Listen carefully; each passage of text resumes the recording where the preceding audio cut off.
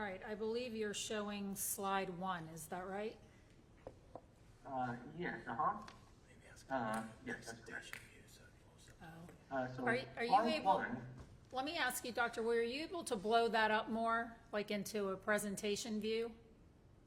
let's see, I'm trying to see, okay, I think I have to switch the sharing screen. I think I'm showing the presenter view, so I have to stop the share and then shift the view to the other screen. Let's see here.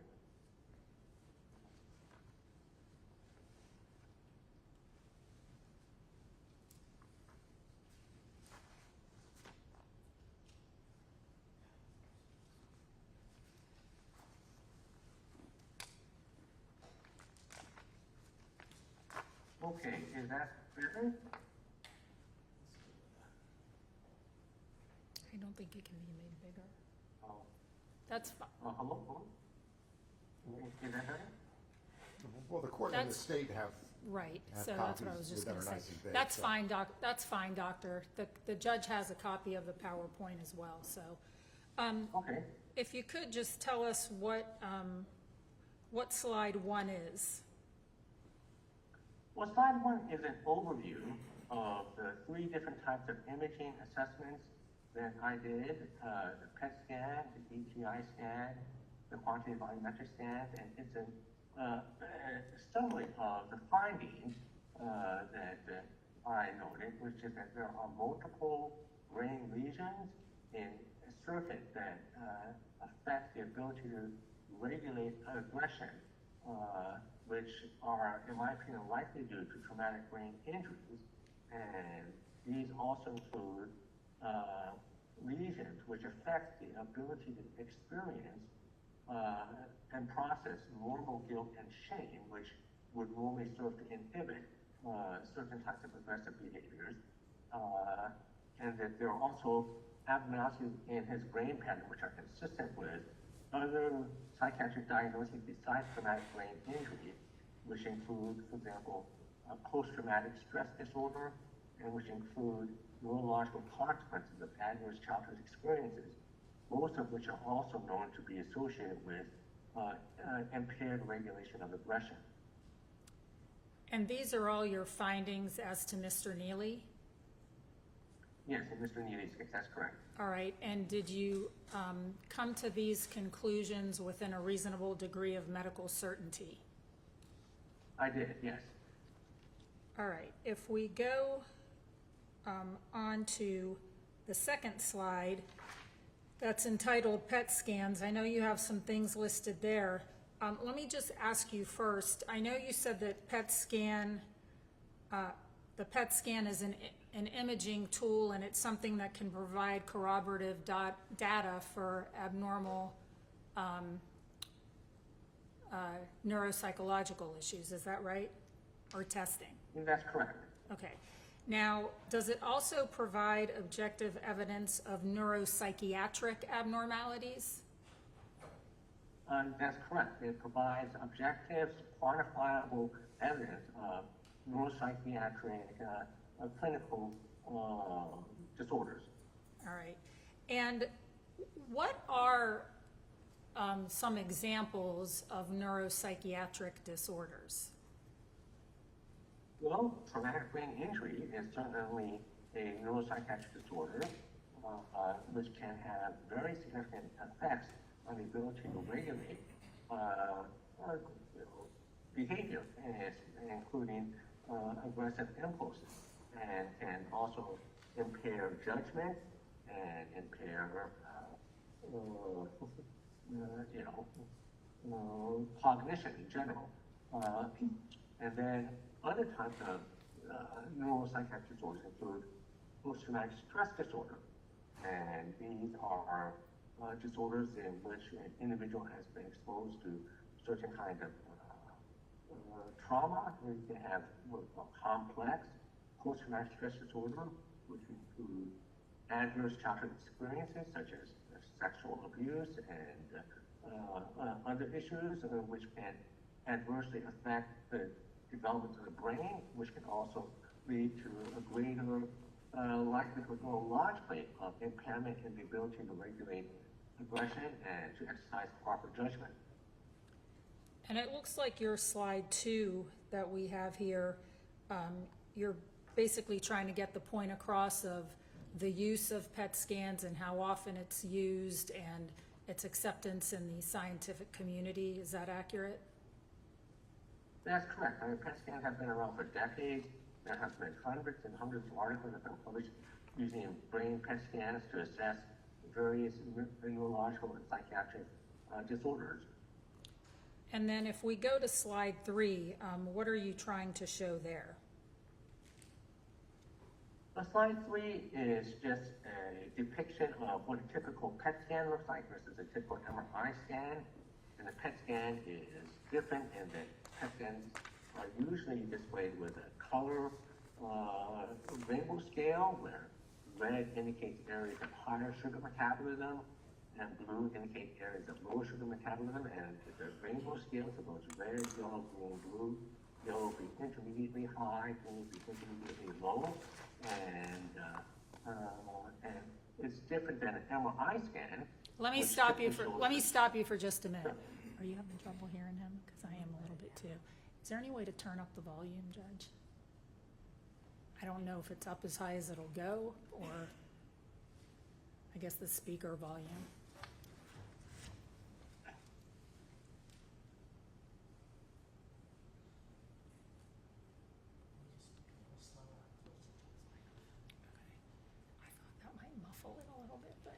All right, so everything is on as high as it can go. Okay, and also if you could still speak a little bit slower. Yes, I know. I'm sorry. I would try to conscientiously talk at a slower speed. I apologize if I forget. That's all right. You started to tell us and an MRI was different in what way? Well, a typical MRI is more of a structural imaging, and you could actually get the same imaging in a cadaver, typically, as a living person, because the structure of the brain doesn't change. Whereas in a PET scan, if you try to get a PET scan of a cadaver, you get a blank screen because there's no sugar being metabolized. And so that's one of the key differences between a PET and an MRI scan is it goes to show function versus structure. All right, and if we move on to slide 4, will you explain to the judge what we are looking at on slide 4? Well, slide 4 is my report on the PET scan abnormalities that I noted in Shelby Nealy, and he has 4 distinct lesions metabolically in his brain. One of them is an area of the brain called the ventral orbital frontal rectal gyrus, and the second is an area of the brain called the left putamen, P-U-T-A-M-E-N. The third is an area of the brain called the occipital lingual gyrus, and the fourth is the cerebellum vermis, V-E-R-M-I-S. And all of these are very consistent with the kind of abnormalities that we would see in traumatic brain injuries. And there are very relevant clinical correlations in this case.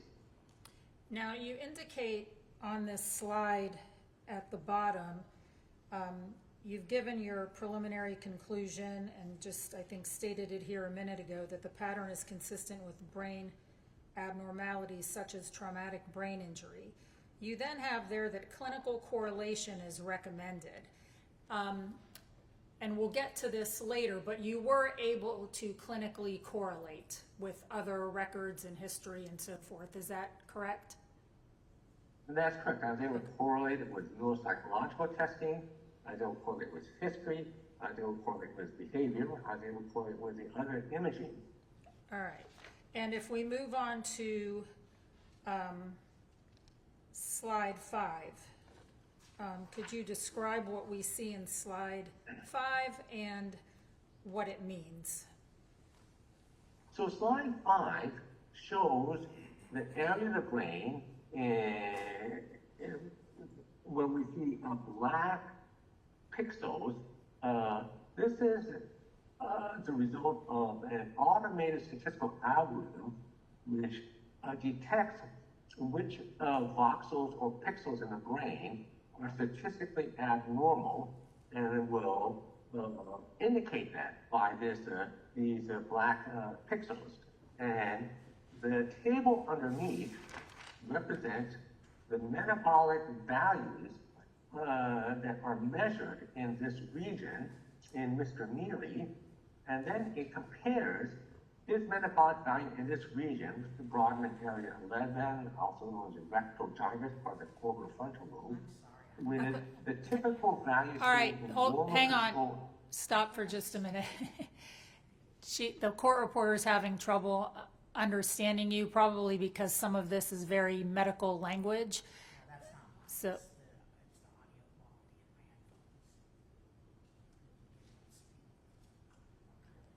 okay, she's having trouble with the audio in her headphones, I guess. So she's really going to need you to speak super slowly. Okay. Shall I repeat what I said at a super slow speed? Yes, please. Okay. So, what we're seeing here is a slice of the brain, which is near the bottom of the brain, and we're seeing that there are black regions which have been designated by a statistical computerized algorithm which automatically detects which areas of the brain are statistically significantly abnormal. And then underneath that picture with the black areas that were designated as being abnormal by the algorithm, we see a table. And the first line of the table indicates the relative metabolic value of this black region, which is also part of what we call the orbital frontal lobe, or Brodmann, B-R-O-D-M-A-N-N, area 11.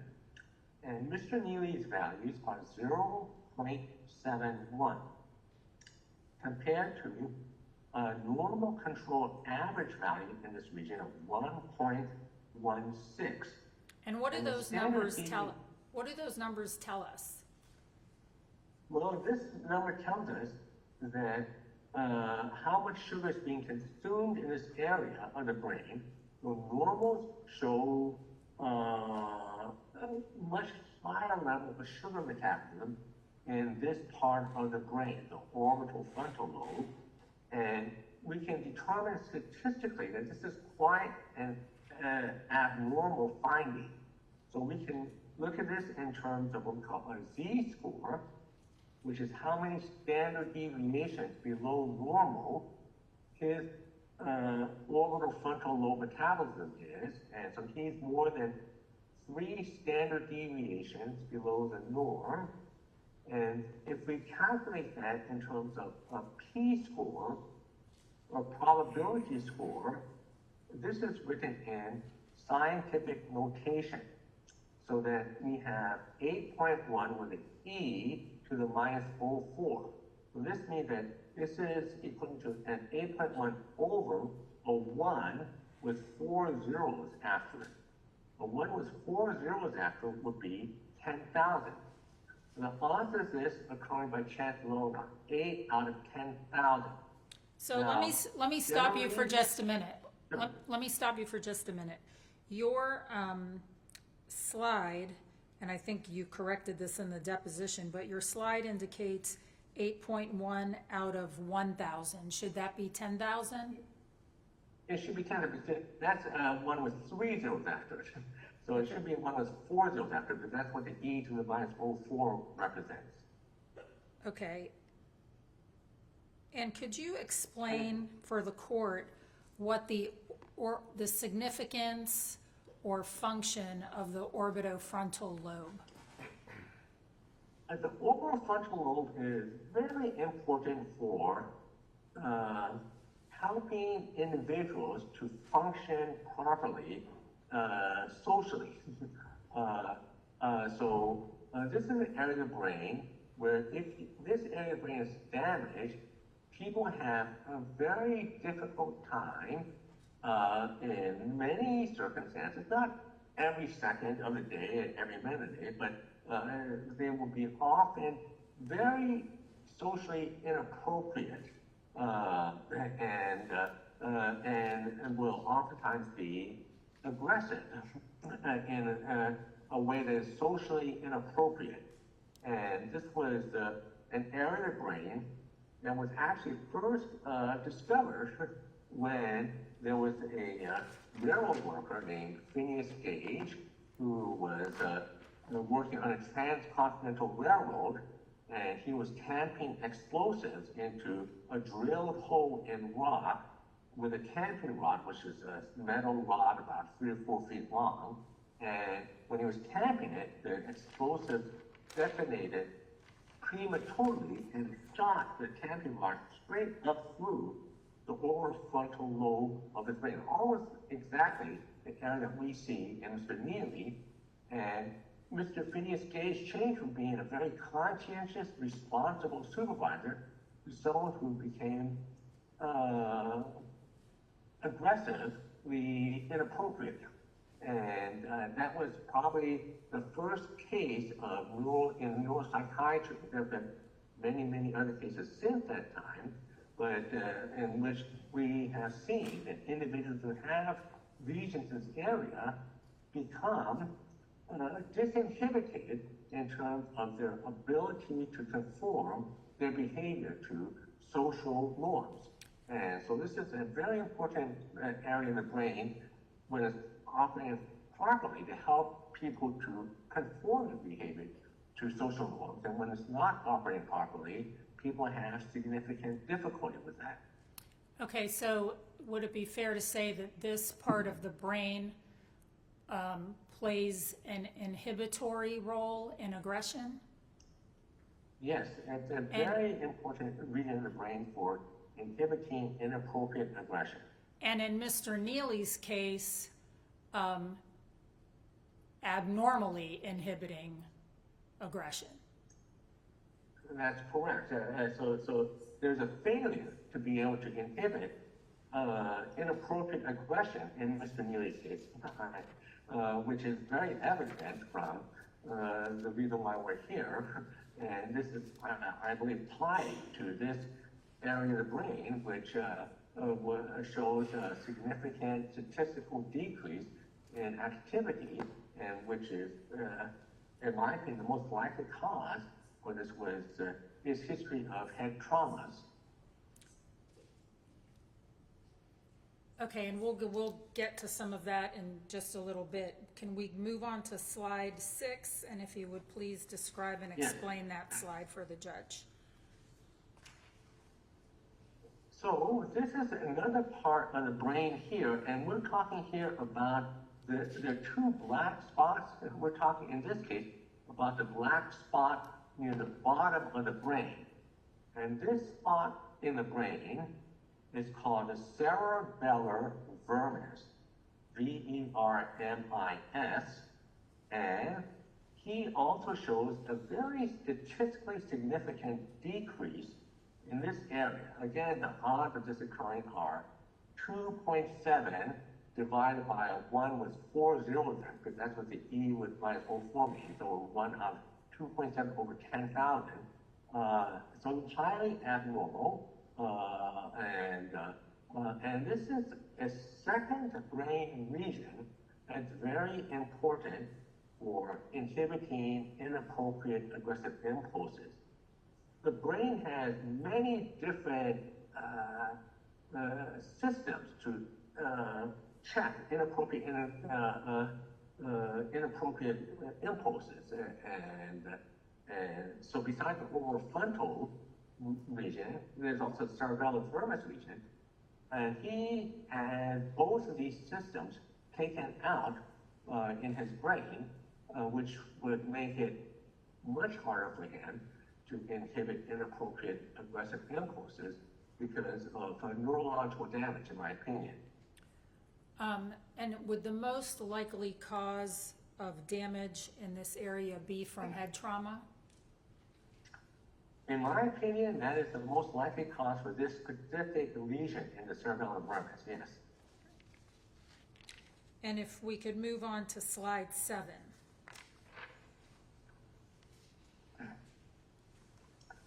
Now, slide 7 looks at the other spot in the brain, the one that's in the upper right-hand corner, that black spot there. This is in a part of the brain called the ventral putamen, P-U-T-A-M-E-N, and this is a slightly more than 2 standard deviations below the norm. The odds is occurring about 1 out of 100, and so statistically, anything less than 5 out of 100 is generally considered significant for this type of analysis. And this is also an area of the brain that is associated with an impaired ability to regulate aggression. The proper function of the putamen is important for pro-social behavior, and it is a critical part of a circuit that triggers areas of the brain that process guilt and shame. And so when this area of the brain is damaged, a person is neurologically impaired in their ability to experience guilt and shame. I'm not saying complete lack, but there is a significant impairment. And you explain that more on slide 8. Yes. So there are circuits in the brain, and this ventral putamen, if you look in this diagram, is part of a circuit which goes to 2 other nodes in the circuit, the lobus pallidus and the thalamus, and then to the anterior cingulate. And the anterior cingulate of the brain is the area of the brain that is associated with guilt and morality. So, for example, with obsessive compulsive disorder, people have overly conscientious guilt or morality. They have overactive anterior cingulate. And, but here, if the ventral putamen is damaged, that ability to activate that guilt and morality center of the brain is going to be impaired, and that is going to result in decreased ability to regulate aggressive impulse if you can't experience shame or guilt about aggressive ideas. So when you say it results in an inability to feel some shame or guilt, that does not mean that someone cannot be remorseful, does it? It doesn't mean they have no shame or guilt. It doesn't mean that they have experienced some remorse. It just means that is impaired, so that they're not going to have a normally processing guilt or shame. And so would idea of murdering someone, for most people, even if you have fantasies about this, most people, their guilt or or shame or morality would keep them from acting out on these kind of impulses. And when we talk about guilt and shame, are we talking about cognitive functions? There are different kinds of cognitive functions. There are what we call cognitive functions like planning, but then there are also cognitive functions in what we call emotional and social areas. And so this doesn't mean that someone doesn't have the ability to plan activities. It means that their ability to exercise proper emotional and moral intelligence is impaired. All right, and if we move on to slide 9, before you explain what it shows, you talk about on slide 9, the occipital lobe and the lingual gyrus. Could you tell us what those things are and the significance and function of those things? And so the occipital lobe is a part of the brain in the back of the head which processes visual information. And so Nealy shows a more than 5 standard deviations decrease in the back of this area, the occipital lobe, the visual information processing. The odds of this if we have a chance to learn are 2.8 divided by a 1 with 7 zeros after it, which would be 10 million. And again, this is consistent with traumatic brain injury, and it's also consistent with neuropsychological testing by Dr. Robert Woe.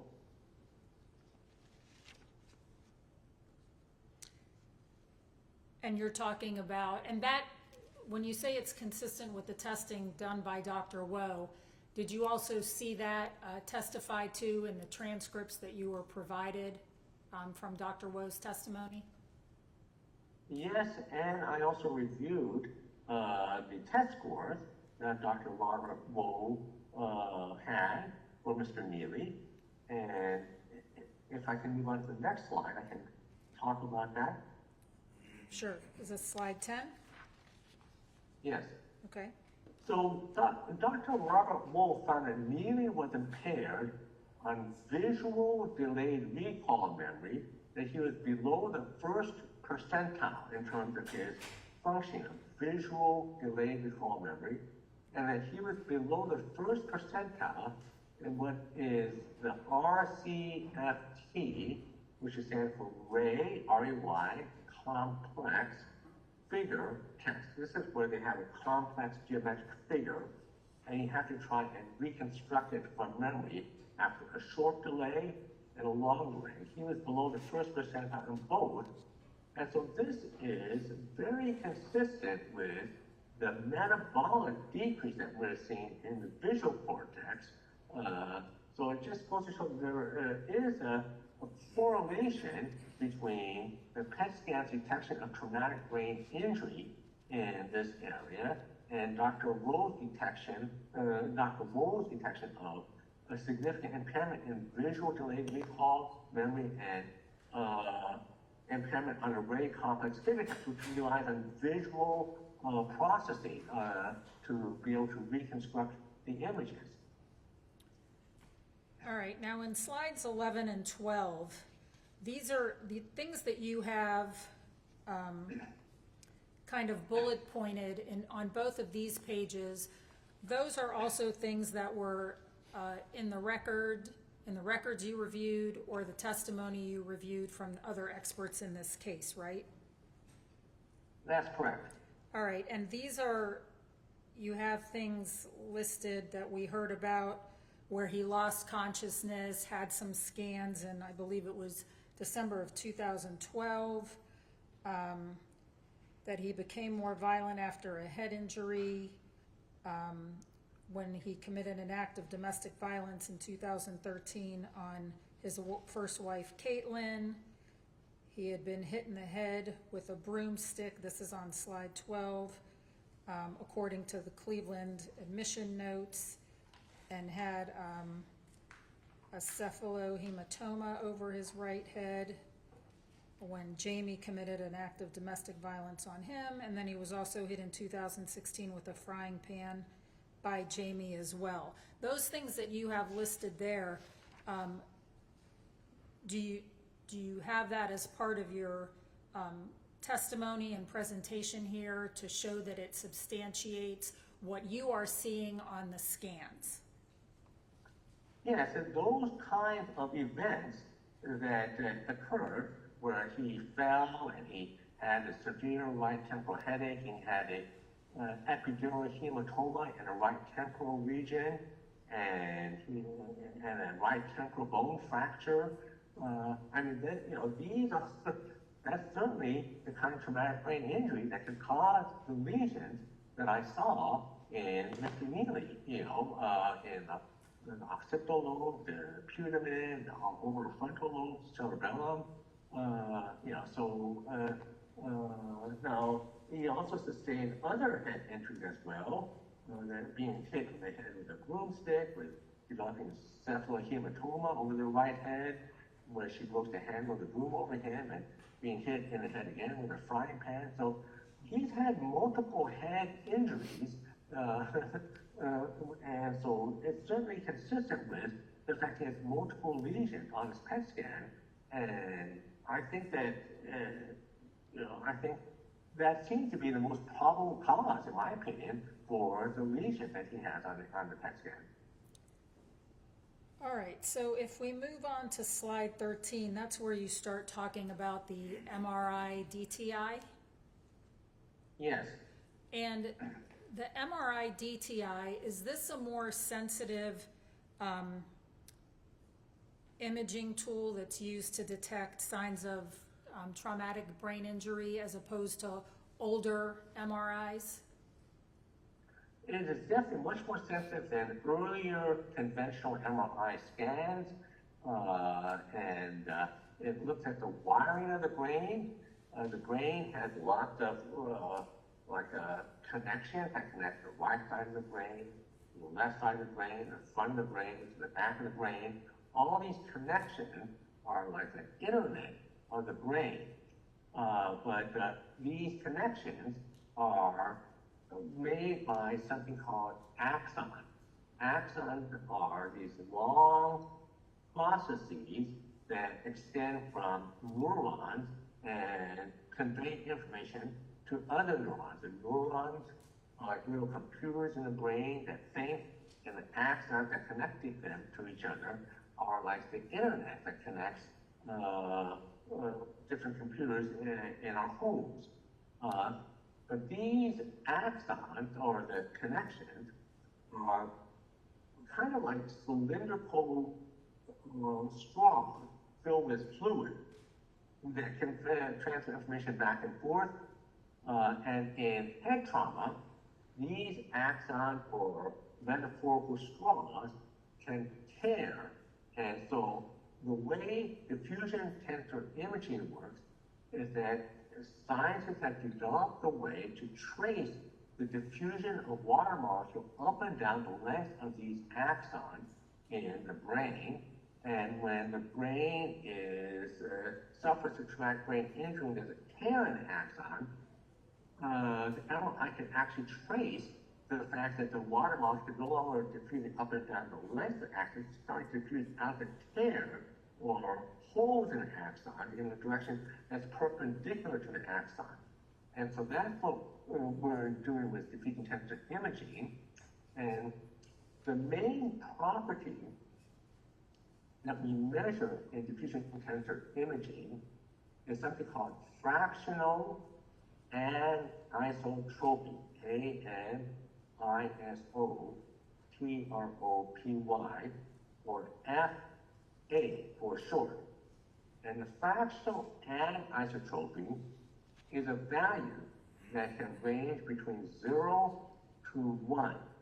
And so 0, it means that there's no anisotropy. So what is anisotropy? Well, let me first describe what isotropy is. Isotropy would be if you had, for example, a glass of water, and you were to put a drop of food dye in that glass of water, you would see the food dye diffusing in all directions approximately equally, like a sphere, from where it was dropped into the water. This will be what we call isotropic diffusion. This comes from the Greek prefix iso, I-S-O, which means equal. Like an isosceles triangle has 3 equal sides, that's why it's called isosceles. And here's isotropic, and tropy comes from the Greek prefix shape, like atrophy means loss of shape. And so isotropic diffusion means that the water molecule is diffusing in all directions approximately equally. Now, if we were to put that drop of food dye inside a straw, that fluid dye would no longer diffuse in all directions equally. It would be diffusing up and down the length of that straw only.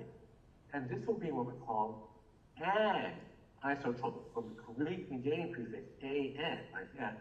So what we're talking about are fractions of anisotropy. So when something is very anisotropic, it means it's only going in one direction as opposed to all directions. And so in an intact axon, the water flow is highly anisotropic. It's going mainly in one direction. And so the fractional value of the anisotropy will be closer to 1. But if that axon is sheared or torn, has lots of holes in it, then that water molecule will start to leak out in all different directions, and it will become much less anisotropic, and the fractional anisotropy will start to drop toward the value in the 0 direction. And so that's the main thing we're looking at with diffusion tensor imaging is this property of fractional anisotropy, which we measure statistically in the patient and in normal controls, and determine if there's a statistically significant difference. And in Mr. Nealy's case, there were a number of regions that showed abnormal decreases in fractional anisotropy. Okay, let me stop you there. Let me stop you there for a minute. Sure. Because now that you said that, I know that your sort of findings are on slide 13, which in terms of findings, let's just stick with that briefly for a minute.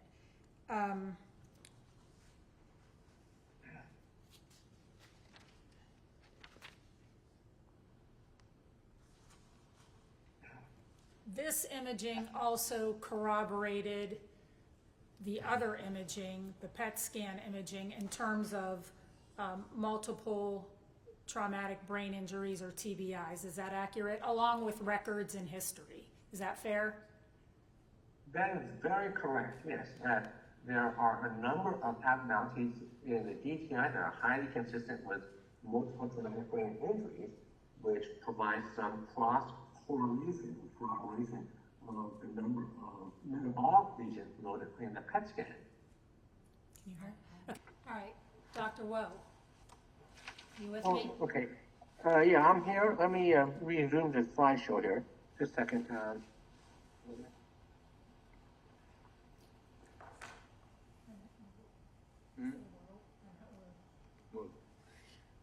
Okay, and then I have to share it. Let's see.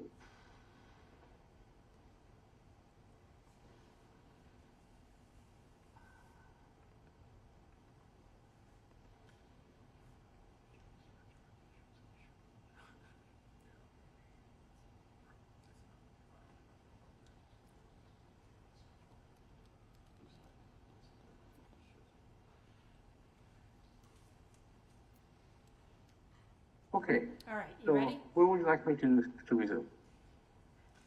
All right, why don't we go to slide 14, Okay. which I think is the next one after that, yes.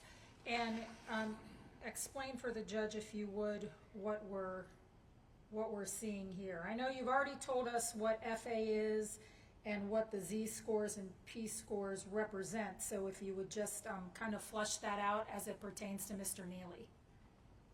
Yes, and so what we're seeing here are decreases in FA in a fiber bundle called the corpus callosum, which connects the right side of the brain to the left side of the brain. And these are highly significant decreases, with odds of occurring by chance being 4.4 divided by 1 with 6 zeros after it, which is 1,000,000.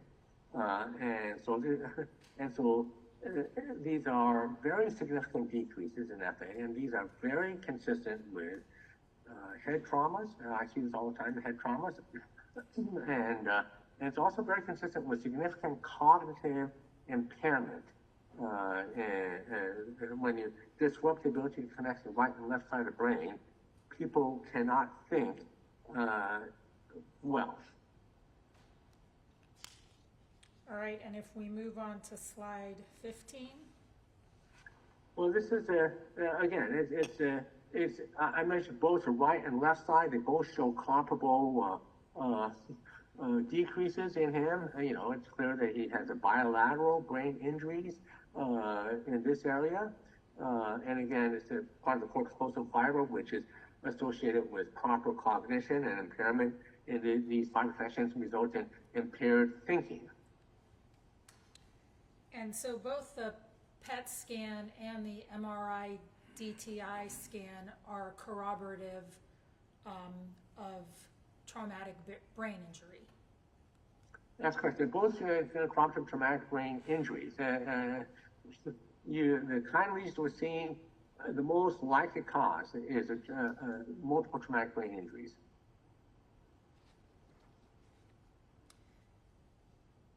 All right. Slide 16. So slide 16 is another way of looking at the DTI. There are two different ways of looking at the DTI. One of them is statistically, which we've been looking at, where we're looking at those red regions that show areas of significant abnormalities with the Z-scores and P-scores. But another way of looking at DTI is what we call tractography. And tractography is where we trace the path of water molecules, and in the bottom row, we see what a normal corpus callosum tractography would look like. If we were to trace a water molecule from one end of the corpus callosum to the other, you see that it's much longer than Nealy's at the top. You see that the red section shows fibers that connect from the right side to the left side.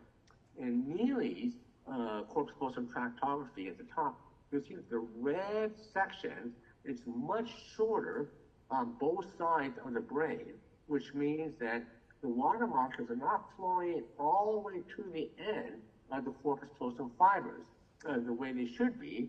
They're flowing partially, and then the water molecules dissipate because of tears or shears in an axon. So that instead of the water molecules going all the way to the end, they do in the normal control, they're only going up maybe less than halfway, maybe a third or quarter of the way in some cases, which is consistent with an impaired connection and communication between the right and left hemisphere, very consistent with traumatic brain injury, very consistent with impaired cognition.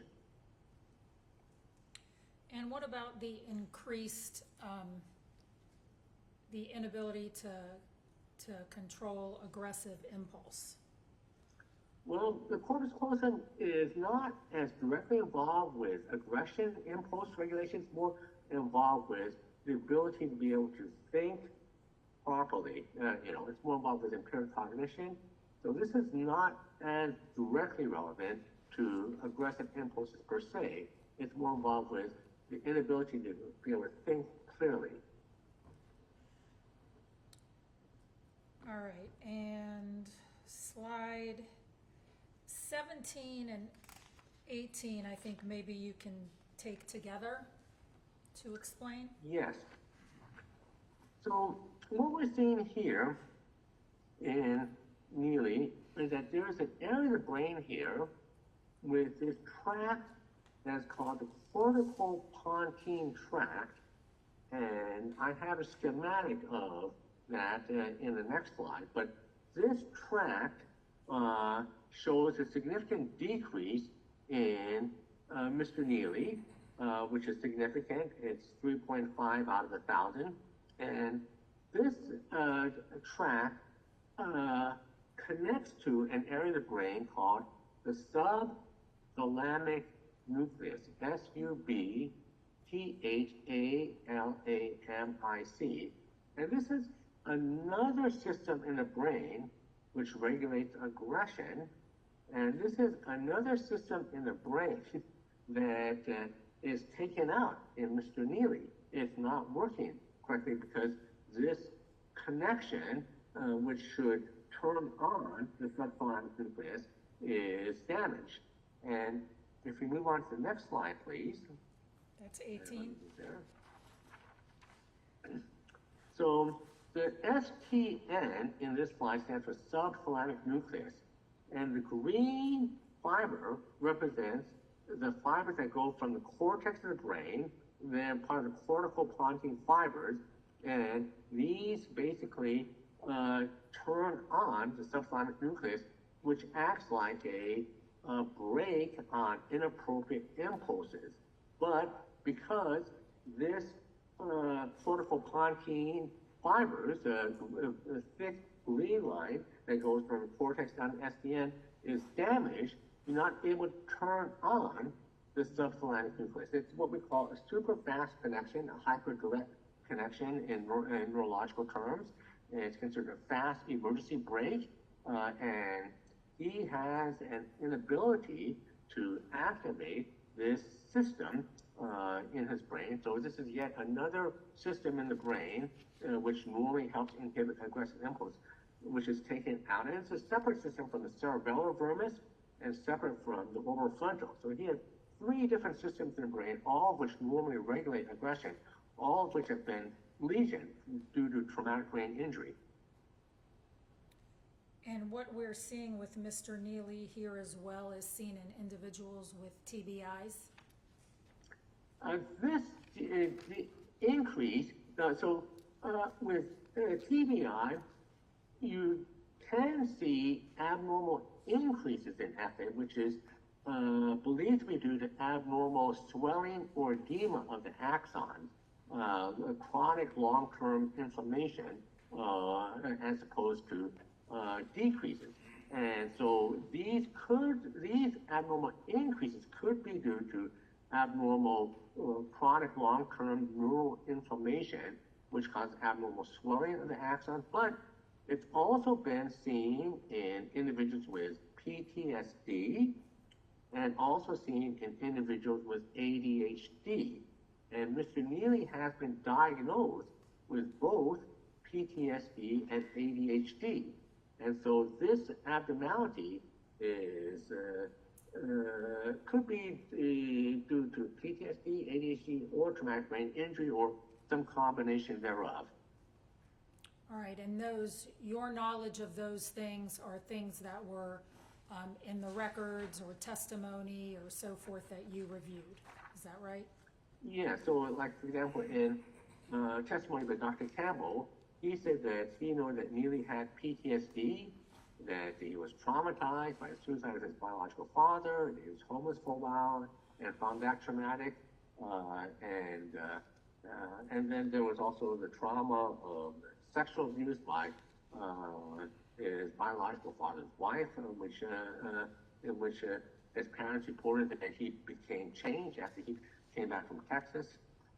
And so he certainly has a diagnosis of PTSD by other experts in the case, and a history that will be consistent with that. And let's see. So let me ask you something while you've paused there.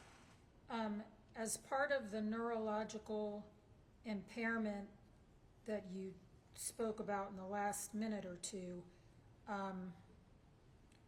does that also include the inability to adjust how decisions are made to prevent impulsivity? Well, individuals with brain abscess type have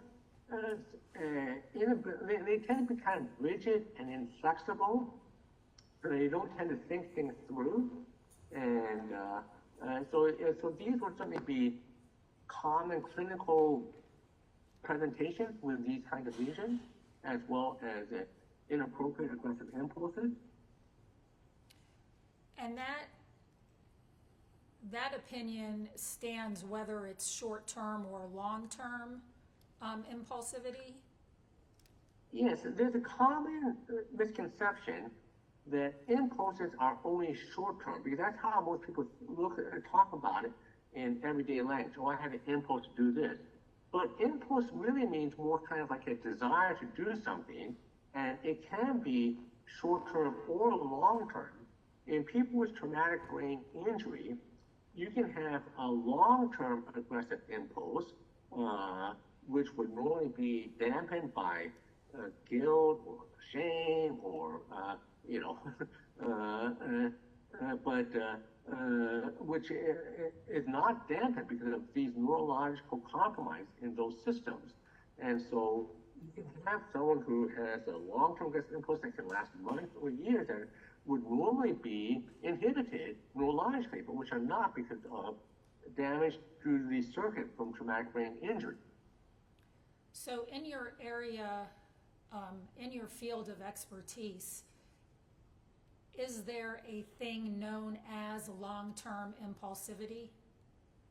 Yes, All clearly. right. And there are certain kinds of traumatic brain injury which have long-term inappropriate aggressive impulses after traumatic brain injury, but not before. So if we have a scenario here where, you know, and I know I think the state has asked you about this previously in your deposition. If we have a scenario here where, you know, the state wants to say, well, this wasn't impulsive. I mean, this took place over a year where he had thought about coming down here, killing these individuals, and so this took place, this planning or this premeditation or what have you took place over the course of a year, not right before he wanted to do it, so it wasn't impulsive. How would you answer that in terms of your findings about his inability to control aggressive impulses? Yeah, so I think that's a common misconception, is that impulses are only short-term, but you can have long-term inappropriate aggressive impulses because of traumatic brain injury. And you can plan for these long-term aggressive impulses. It doesn't mean that the ability to plan is lost. The parts of the planning parts of his brain, which are the dorsal and prefrontal cortex, don't show lesions. So he's clearly capable of planning, but it's more the emotional executive functions, you know, that regulate long-term impulse or desires, which are impaired in him. And so he has this long-term inappropriate aggressive impulse, you know, which is not very well thought out in terms of, if you think about what are the long-term consequences. I mean, he has kind of a very, what I would call stupid plan to try and cover up, but he doesn't really think through the consequences. He has what we call a myopia for consequences. And this is a classic symptom that we see in people with the kind of lesions that we see in Mr. Nealy. And because of this inability to process guilt, shame, so, you know, so yeah, I would say that this is clearly a failure of neurological systems due to traumatic brain injury to regulate an inappropriate aggressive impulses, which was in some sense very short-term focus and didn't really consider the long-term consequences. Okay, so I think you went through the next few slides after. Yeah, so he also he shows signs of abnormal increases in the cingulate, which can be due to traumatic brain injury. He shows abnormal increases in FA in the corpus callosum, which can be due to traumatic brain injury, but it's also reported in individuals with early life adversity.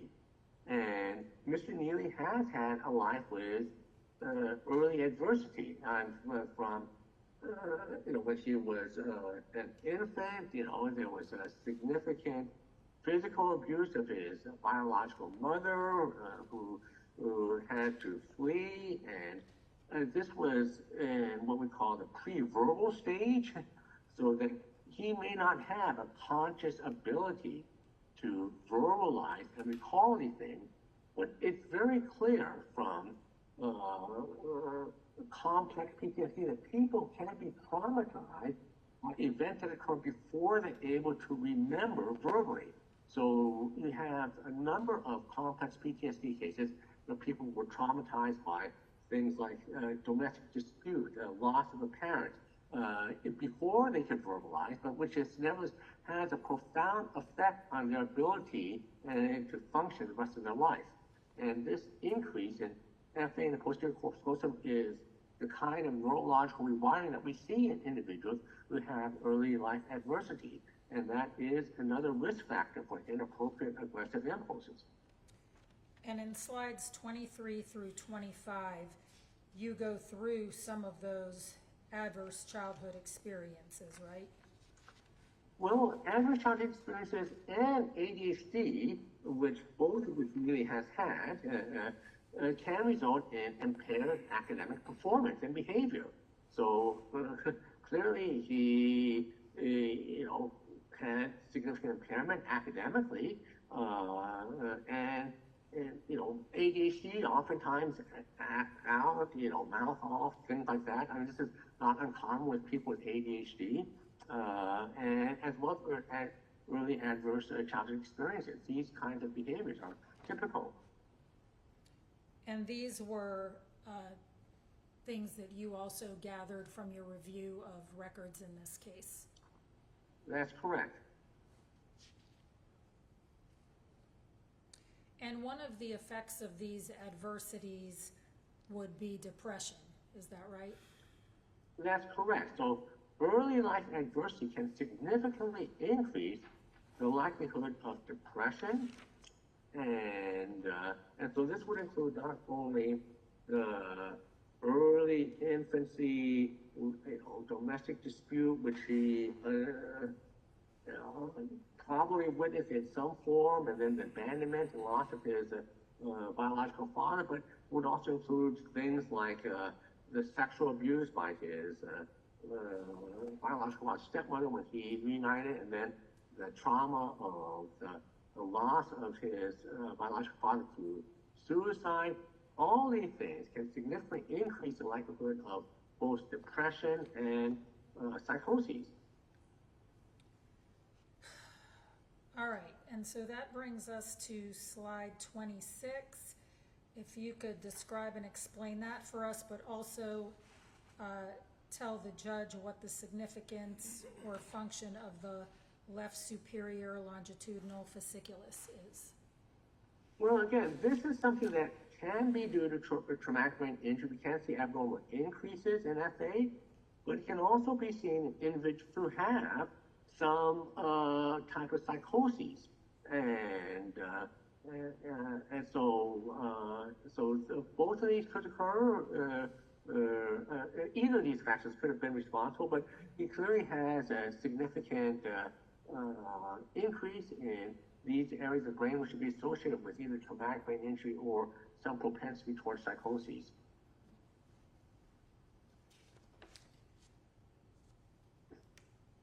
All right, and then slide 27, if you could explain that for us. So here's other abnormalities in the area of the brain called the uncinate fasciculus, and this is astronomically high. I mean, odds is occurring by chance alone, and I misstated in the text, but in this table it's more accurate because 5.84 standard deviation Z-score will correspond to a P-score about 5.4 out of a billion. And so this has been something that's been reported in people with ADHD with trauma. And this is something that fits Nealy. His history of ADHD is history of being traumatized by sexual abuse, by the suicide of his biological father, by being homeless, by the pre-verbal loss, and that's also very important. OCD. I don't think he has OCD, but or autism. I don't think he has autism, but these are other things that have been reported has. But so I think the most likely factor in his case is probably the fact that he has had his ADHD with trauma, and this is something that we see in the literature. So I think you corrected this also in your deposition, but on slide That's 27, correct, yes, it says 5.4 out of 1 million. That should be 1 billion. That should be 1 billion, that's correct. So All right. this is an astronomically high odds of this occurring by chance alone. And this particular fasciculus connects the part of the temporal lobe to the orbitofrontal cortex that we discussed That's earlier. correct. So those are both very important structures for regulation of impulses and emotions. All right, which deals with the disinhibition of aggression. That's correct. All right, so if we move to slide 28, are we moving on to the qualitative volumetrics you talked about earlier? Yes, and so the third type of image analysis I performed was to measure the size of different structures in the brain and compare them with normative tables. And one of the things that we see in Mr. Nealy is that he shows an abnormal increase in an area of the brain called the inferior lateral ventricle, which is also known as a temporal horn of the lateral ventricle. And so if you look at this figure that's stationary, the lateral ventricle has a top horn and a bottom horn. And so we're talking about the bottom horn, the temporal horn, or the inferior part of this. And this inferior lateral ventricle is significantly larger on the right side in Nealy, but normal on the left side. And so this is very consistent with the neuropsychological finding that Dr. Wohl found, in which he found that the nonverbal IQ, which is governed by the right side of the brain, is much lower than his verbal IQ, which is governed by the left side of the brain. And so this is another corroboration of cross-correlation between Dr. Wohl's neuropsychological testing, where the imaging and the neuropsychological findings fit like a hand in glove. All right, and this one, it looks like you have it underlined, is consistent with right-sided TBI? Yes, and right-sided TBI in particular is especially important in disinhibition of aggression in men. So if you look at women that have right-sided traumatic brain injury, they're much less likely to act out aggressively. But if you look at men with right-sided traumatic brain injury, especially in the temporal area, they're much more likely to act out aggressively. And that's because women's brains are cross-wired. So the right and left side of the brain have much more integration than in men, where the men's brain tend to be wired more within the same hemisphere. And so, in order to damage social processing in women, you have to damage pretty much both sides because there's some redundancy because of the cross-wiring. But because men don't have that cross-wiring, men don't have that kind of redundancy for damage to the right side of the brain, they can't draw upon connections to the left side of the brain because they aren't as present in men. Men tend to be wired differently than women, and and this is represents the vulnerability in men, and that's something that we see in Nealy.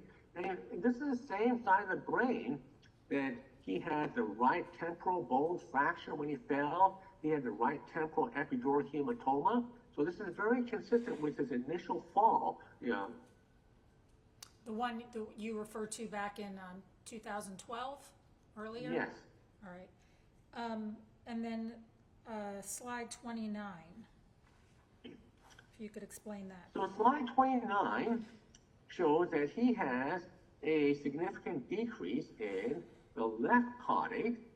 And again, so this is consistent with his, multiple traumatic brain injuries, some that damage the right side, some that damage the left side. And the caudate nucleus in his case is more than 2 standard deviations lower than normal. And the caudate is an important part of what we call part of the brain involved in pro-social behavior. And so damage to the right cortex is going to impair your ability to engage in pro-social behavior to observe social norms. So, Dr. Wu, when and you used the word pro-social earlier also, so I'm going to ask this question now that you've mentioned it again. When I think we as lay people think of pro-social, we think the opposite of that obviously is antisocial. So the fact that you're using this phrase pro-social, does that, or lacking pro-social, does that mean that Mr. Nealy has antisocial personality disorder? No. People with traumatic brain injury can act in antisocial ways because of damage to the brain. Antisocial personality disorder, by DSM criteria, requires that your brain not be damaged by traumatic brain injury, and you behave in that way. So if someone has traumatic brain injury, that is going to exclude antisocial personality disorder, because you can explain antisocial personality disorder by the neurological injury. And so true antisocial personality disorder are people who don't have traumatic brain injury and act in an antisocial way. And so while the behavior may appear similar in ways, the underlying etiology is very different. In one case, the person with antisocial personality disorder acts that way, even though they don't have traumatic brain injury, whereas someone who has traumatic brain injury may not have acted in an antisocial manner before the brain injury, but start acting in an antisocial manner because areas of the brain that regulate social behavior and guilt and other things are damaged. So it doesn't mean that he's antisocial personality disorder. It does mean that he may engage in antisocial behavior like murder, but it's not because he's an antisocial personality disorder, it's because of a neurological damage from traumatic brain injury.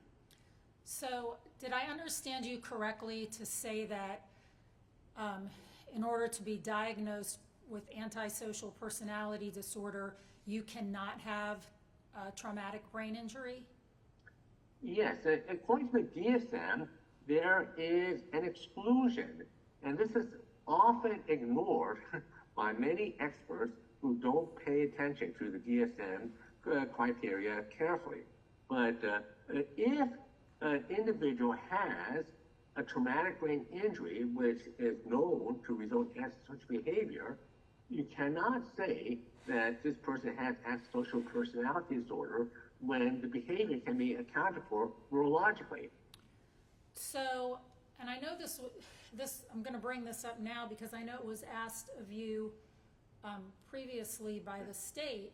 So, all these different abnormalities that you've seen in the scans of Mr. Nealy in separate parts, different areas of his brain, whether it be by PET scan or MRI, you've been asked as to each one of those, well, couldn't that be caused by something else? Couldn't it be congenital?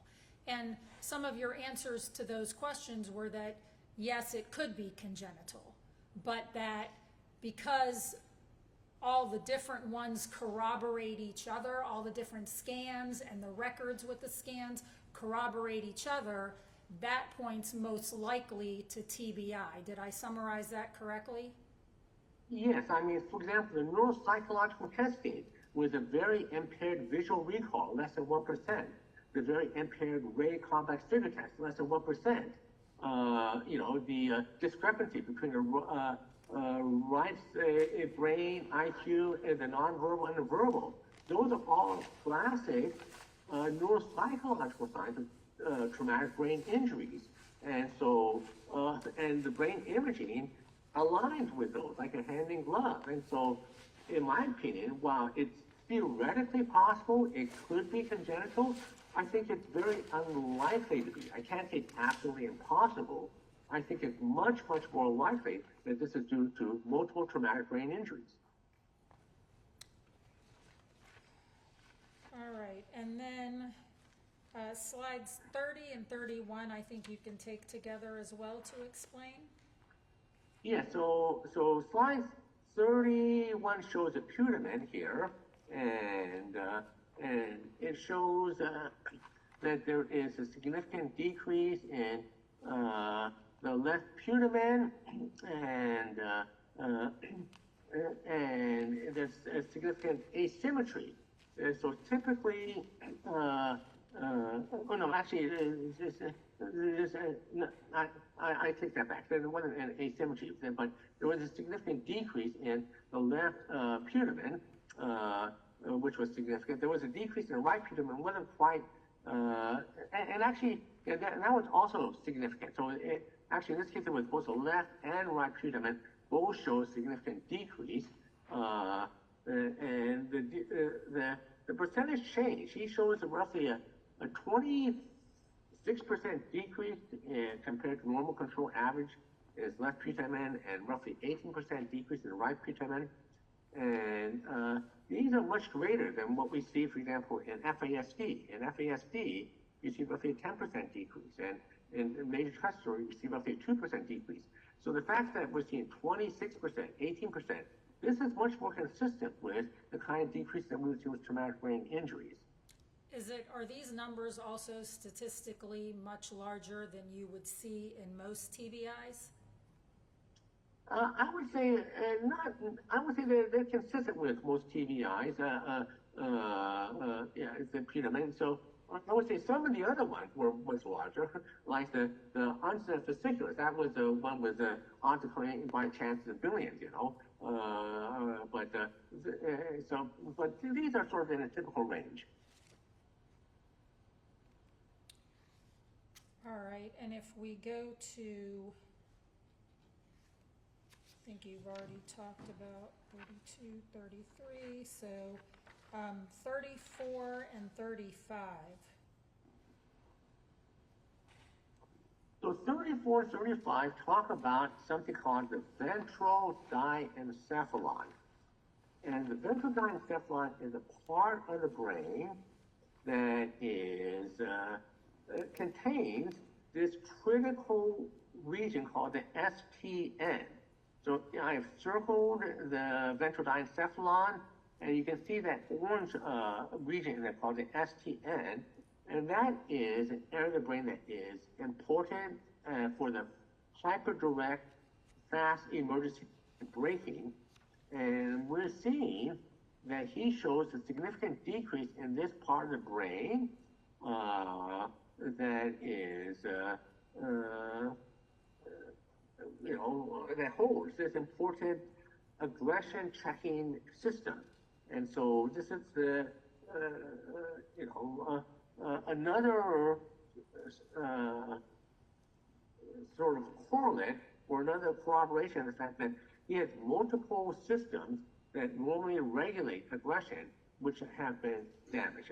And we're seeing abnormal shrinkage in this area, which would be highly consistent with traumatic brain injury.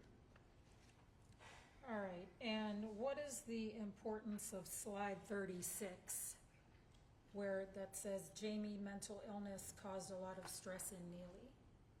Well, we know that stress is another factor that can significantly increase the likelihood that someone will act aggressively. And that she had bipolar disorder, a history of self-injurious behavior. She wasn't taking her bipolar medication when she was pregnant. She was domestic violence. And so that stress was another additive factor that would make him more likely to act out aggressively than someone who wasn't stressed. All right, and then slides 38 and 39, if you could explain those. Well, so epidemiological studies have looked at what we call the odds ratio of greater aggression with certain neurological psychiatric factors. And so if you look at people with a history of head injury, they're 3.3 times more likely to act out aggressively. If you look at people with early adverse childhood experiences, they're 5.78 times more likely to act out aggressively. If you look at people with PTSD, they're at least twice as likely to act out aggressively. If you look at people with stress, they're twice as likely to act out aggressively. If you look at ADD, that's almost 10 times more likely to act out aggressively. Psychosis is another 4 times. So if you look at each of these, and then you look at the multiplicative odds of someone who has all of these, you would take each one of these odds ratios and multiply them by each other. So you take 3.3 times 5.78, which would be 19 times more likely to be aggressive, times 2.11 for PTSD, which makes it 40 times more likely to be aggressive, times twice for stress, which makes it 81 times more likely to be aggressive, plus 10 times for ADD, which makes it 800 times more likely to be aggressive, plus psychoses, which will make it 3,200 times more likely to act out aggressively than someone who did have, all these independent factors. And then your last slide? And these are both So, as it pertains to Mr. Nealy. I think that that the odds ratio of 3.33 with TBI is probably low for Nealy.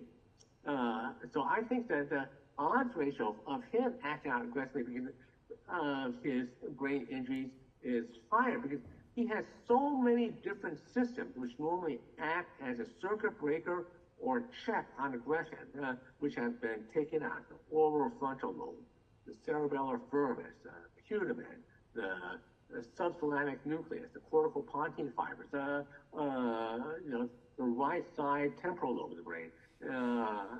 All of these, I think, make his ability to regulate aggressive impulse, I think, much higher than 3.33, in my opinion.